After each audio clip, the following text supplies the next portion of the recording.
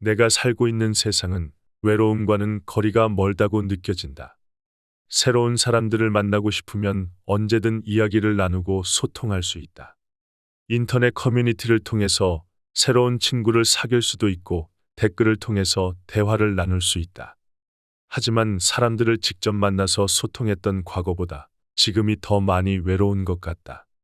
소셜미디어를 통해 다양한 사람들의 일상을 엿보고 소통하지만 온통 밖을 향해 있는 관심은 나를 바라보지 않는다.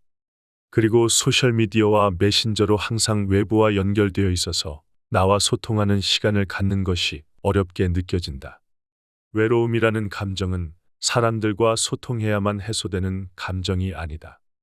오히려 많은 사람과 만나고 시간을 보낼수록 더 외로워질 수 있다.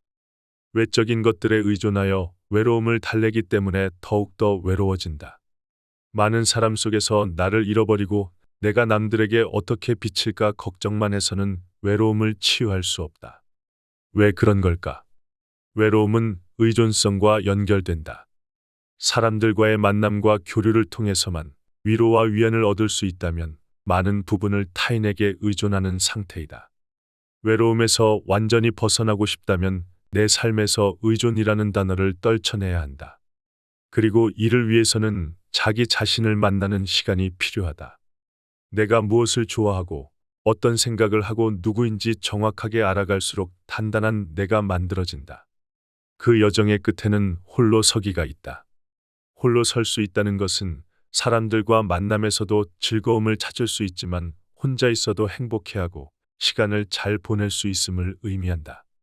누군가와 함께 있지 않다고 해서 외로워하는 대신 나만의 세상을 실현해낼 수 있게 된다. 그래서 홀로 선다는 것은 누군가에게 의존하지 않고 온전히 나로서 세상을 잘 살아갈 수 있다는 것을 의미한다. 홀로 설 수 있다면 사람들과 관계에서 어떤 상황이 벌어져도 흔들리지 않는다. 스스로 믿기 때문에 세상에 혼자 남겨져도 잘 살아갈 수 있다. 역사적으로 홀로서기를 성공한 부류가 존재한다. 바로 철학자들이다. 그들은 자기만의 생각이 뚜렷하다. 오직 나만의 삶을 살아가기 위해 어떻게 살아가야 하는지에 대해 연구했다. 그렇게 삶에 대한 철학을 만들어 스스로에게 적용하고 사람들에게 알려주었다. 홀로서기 철학은 자신만의 세계를 만들고 세상에 홀로 우뚝 선 철학자들이 전해주는 메시지가 담겨 있다. 몽테뉴, 카미, 랄프 월도 에머슨, 쇼펜하우어, 그리고 노자와 장자까지 동서양을 아우르는 철학자의 세계를 담은 홀로서기의 철학을 통해서 나의 내면과 어떻게 연결되고 세상과 소통하면서 나만의 의미를 찾는 방법을 발견하게 될 것이다. 몽테뉴는 말했다. 아무도 자기 안으로 들어가려 하지 않는다. 다른 사람들이 수없이 많은 친구나 지인들에게 권세와 명예를 위해 애정을 베푼다면 나는 모든 애정을 내 영혼과 나 자신에게 쏟는다. 홀로 서지 못한 사람은 스스로 극복하지 못한다고 믿고 있기 때문에 타인을 갈구한다. 그래서 내가 좋아하지 않거나 친밀감이 떨어지는 사람들과도 만난다. 현재의 외로움을 해결하기 위해 이롭지 못한 사람들과도 관계를 형성하기도 한다. 하지만 정작 관계에 얽매일수록 우리는 점점 홀로 있는 시간을 즐기지 못하게 된다. 타인의 손길이 없이는 살아갈 수 없는 어린아이처럼 주변 사람들에게 의존하는 방법으로만 세상을 살아간다. 가끔은 내가 누군가에게 의존하거나 정신적으로 묶여 있는 건 아닌지 진지하게 생각해 보는 시간이 필요하다. 내가 먼저 성숙하고 어른이 되어야 비로소 세상에 혼자 살아갈 수 있는 상태가 된다. 그래서 몽테뉴는 어른의 삶, 즉 삶을 온전한 나 자신으로 살라고 말했다. 삶에서 판단과 평가가 필요할 때 남들의 기준이 아니라 내면의 기준으로 스스로 평가해야 한다. 하지만 우리는 남의 시선을 의식하면서 타인의 평가에 쉽게 의존한다. 쇼펜하우어는 인간에게는 인정 욕구가 있기 때문에 남의 시선을 의식한다고 말했다. 그리고 남이 뭐라고 나를 평가하지? 이런 질문을 자주 하는 사람은 평가의 노예다. 노예는 늘 주인의 눈치를 살피고 주인의 명령을 따라야 하는 존재다. 자기가 싫어도 주인이 원하면 해야 한다. 쇼펜하우어는 사람들이 한평생 노력하고 부를 일구는 원인은 남들로부터 인정받기 위함이다 라고 말했다. 권력에 대한 욕망도 결국은 남들 앞에서 더 당당해지고 싶기 때문이라는 것이다.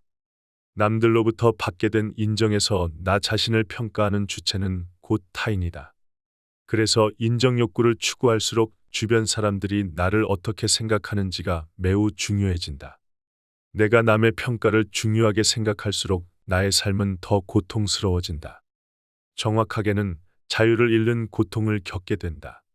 사람들이 많이 구매하는 것을 보면 나도 따라서 구매한다.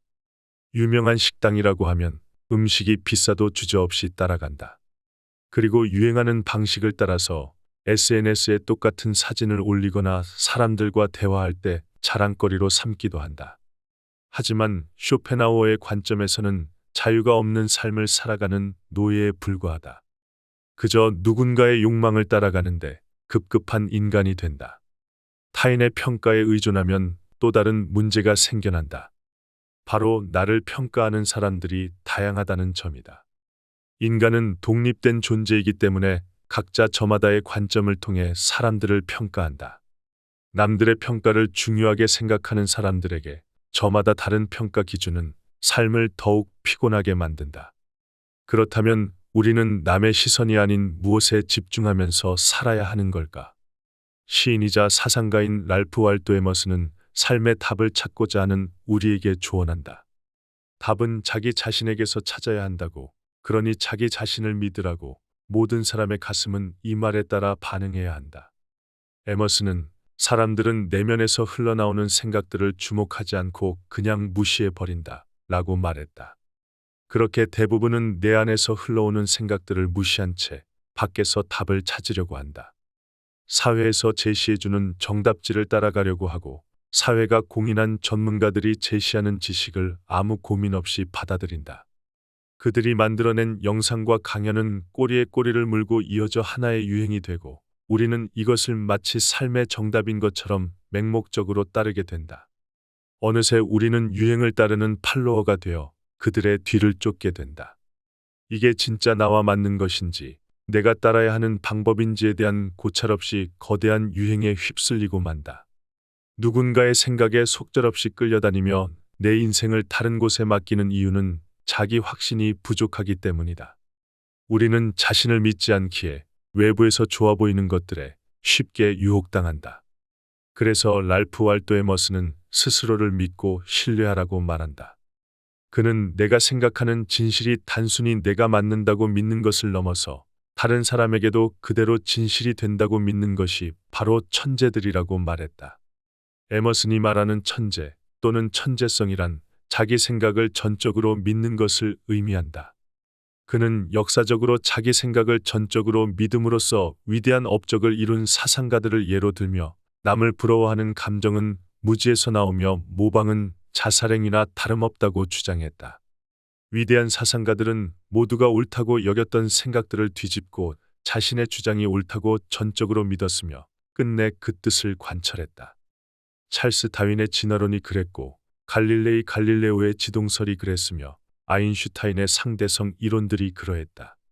천재들은 당시에는 모두가 진리라고 믿어 의심치 않는 생각들을 뒤집었다.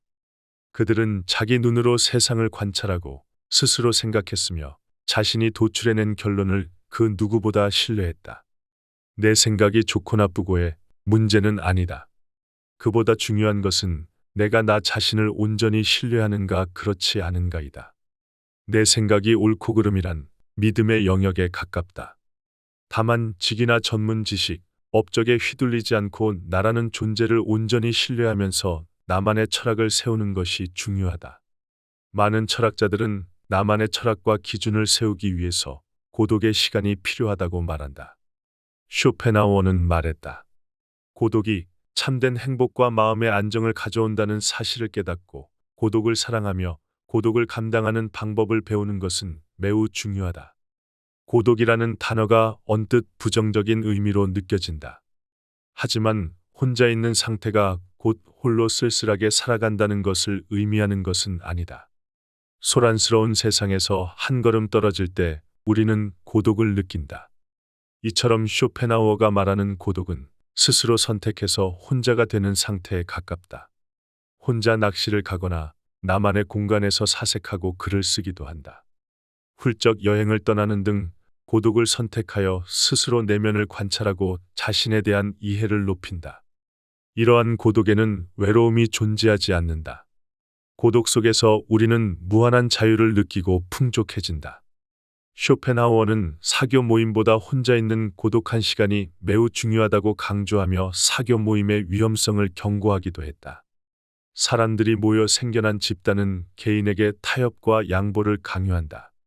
그 결과 많은 사람이 모일수록 집단은 무미건조해지고 각자의 개성은 어딘가로 사라지고 만다. 집단이 될수록 그곳에서 서로 비교하고 질투하는 것이 인간의 속성 중 하나다.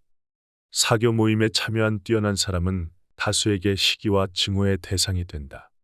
그 속에서 개인은 점차 특출난 능력을 숨기며 진솔한 목소리를 삼켜버리고 만다. 쇼펜하우어는 이를 모닥불에 비유하기도 했다. 지혜로운 사람은 모닥불에서 어느 정도 떨어져서 불을 쬐다. 몸을 따뜻하고 기분 좋게 만드는 거리를 유지하는 것이다. 반면 어리석은 사람은 모닥불에 지나치게 다가가다가 심하게 데인 뒤 급히 물러나서는 추위 속에서 모닥불이 위험하다는 말만 되풀이한다. 이처럼 사람들과 적정한 거리를 유지하는 고독은 삶을 더 안정적이고 평온하게 만든다. 반면 사람들과 너무 얽히고 설켜 자기 자신의 거리를 잃으면 커다란 고통만이 남게 된다. 에머슨도 고독의 힘에 대해서 강조했다. 우리는 혼자서 가야 한다. 당신의 고독은 기계적인 것이 되어서는 안 되고 그보다는 정신적인 것, 마음을 드높이는 것이 되어야 한다. 당신의 고독한 상태를 유지하라. 세상의 혼란 속으로 뛰어들지 마라. 사실 현대 사회에서 고독해진다는 건 그리 쉽지 않은 일이다. 단순히 사람들에게서 멀어지는 것뿐만이 아니라 내면에 집중하지 못하도록 방해하는 것으로부터 거리를 두어야 하기 때문이다. 지금 내 주변을 둘러보자. 내가 나 자신이 되지 못하게 방해하는 것들로 가득하다. 수많은 경로를 통해 찾아온 자극적인 콘텐츠들이 우리를 유혹한다. SNS 속 사람들의 무수한 자랑거리를 구경하면서 스스로를 혼란의 세계로 집어넣는다. 고독이란 자신에게 집중하는 시간이다. 타인으로부터 방해받지 않는 것은 물론 나의 내면에 집중하지 못하게 만드는 모든 요소로부터 나를 분리해야 한다. 몽테뉴는 진정으로 나 자신이 되기 위해서는 온전한 나만의 공간과 시간을 갖는 것이 중요하다고 말했다. 이를 위해서는 직장이나 가족, 친구 관계와 같이 나에게 주어진 삶의 의무들에서 잠시 벗어나 보는 게 좋다. 나를 올가매는 속박과 당연했던 관계에서 잠시라도 떨어지면 지금까지 보지 못했던 자신의 참모습을 보게 될 것이다. 1년 중 며칠을 계획하여 홀로 보내는 시간을 가져도 좋다. 그게 어렵다면 하루 중 단 30분이라도 나를 만나는 시간을 가져보자. 당신이 타인과의 만남과 여행에 시간을 낼 수 있는 사람이라면 나 자신과의 약속도 얼마든지 지킬 수 있다. 무언가에 올가매지거나 속박당한 채 온전한 나를 만나기란 쉽지 않은 법이다. 혹여 직장에서 중요한 프로젝트라도 진행하고 있다면 나의 모든 영혼과 생각은 오롯이 회사에 머물게 된다. 퇴근 후에도 프로젝트를 이렇게 진행하고 관리해야지, 사람들과 이렇게 소통해야지라는 상념이 머릿속을 지배한다. 그래서 온전한 나를 만나기 위해서는 물리적인 요소뿐만이 아니라 정신적으로도 오롯이 나에게만 집중할 수 있는 환경을 마련해야 한다. 그래야 내가 나를 제대로 볼 수 있다. 고독은 무언가를 낳는 창조의 씨앗이 되기도 한다. 세계적인 작가의 상당수가 사람들과 잠시 거리를 두고 혼자 있음으로써 자신만의 작품을 만들어냈다. 불멸의 고전으로 불리우는 수필 월든의 저자 헨리 데이비드 소로 역시 고독을 선택함으로써 작가가 될 수 있는 환경을 마련했다. 덕분에 그는 수백 년의 세월을 넘어서 현대 사회에 영향을 주는 위대한 생각들을 남길 수 있었다. 고독의 시간을 통해서 진정한 내가 드러나게 된다. 내가 무엇을 원하고 있는지 정확하게 이해하게 된다. 다른 사람들이 원해서가 아닌 내가 추구하고자 하는 욕구가 무엇인지를 분명하게 깨닫는 것이다. 내가 무언가를 원한다고 했을 때 남들의 시선을 의식한 것이 아닌 철저하게 나의 내면에서 올라오는 즐거움과 재미를 만끽할 수 있어야 한다. 그림을 감상할 때도 유명한 작품에 주목하는 것이 아니라 나의 감정과 느낌에 주목하는 것이다. 내면에서 차오르는 감정에 따라서 집중해 본다. 그것이야말로 진실하고 정확한 나의 욕구라고 할 수 있다. 내면에서 나온 인생에 대한 가치관과 관점이 차곡차곡 모이게 되면 어느 순간 누군가에게 의존하지 않고 이 세상에 나 홀로 우뚝 설 수 있다. 그리고 역설적으로 타인과 더 건강한 관계를 만들어 나갈 수 있는 상태가 된다. 홀로 선다는 건 내가 혼자 있어도 괜찮은 상태를 뜻한다. 억지로 세상과 단절하고 혼자 있는 것이 아니라 불가피하게 갑자기 혼자가 되더라도 받아들이고 잘 살아갈 수 있는 것을 의미한다. 만남과 헤어짐 속에서 나 자신을 지킬 수 있다. 설사 혼자가 되더라도 흔들림 없이 인생을 행복하게 살아갈 수 있다. 홀로 선다는 건 다른 사람들과 조화롭게 살아가지만 가족을 포함한 모든 타인은 나와 한 몸이 될 수 없다는 것을 인정하는 것이다. 타인을 있는 그대로 인정하고 존중하며 그와 동시에 내 기준을 상대방에게 맞추지 않고 자유로워지겠다고 다짐해 본다. 도서 홀로서기 철학은 집착에서 벗어나 인생을 더 자유롭게 살아가기 위해 필요한 13명의 철학자들의 조언이 담겨 있는 책이다. 자신의 생각에 몰입하고 그에 따라 살아가기 위해 노력했던 그들의 발자취를 따라가다 보면 한층 더 성장한 나를 만나게 될 것이다.